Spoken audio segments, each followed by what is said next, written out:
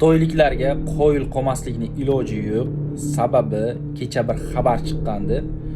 Xitoy Vyetnam chegarasiga o'zini Walker S2 odamsimon robotlarni joylashtirish boshlabdi. Juda katta funksiyalarga ega.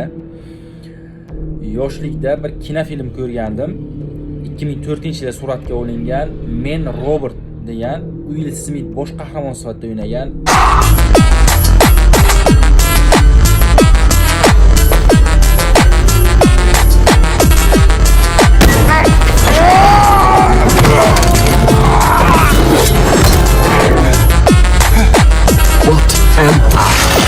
O'sha kinofilmni ko'rganimda menga xuddi ertakday tuyulgandi. Bunday darajada bo'lmasa kerak deb o'ylagandim. Lekin o'sha kinofilmdagi odamsimon robotlar endi ertak emas, endi sekin asta hayotimizga kirib kelyapti.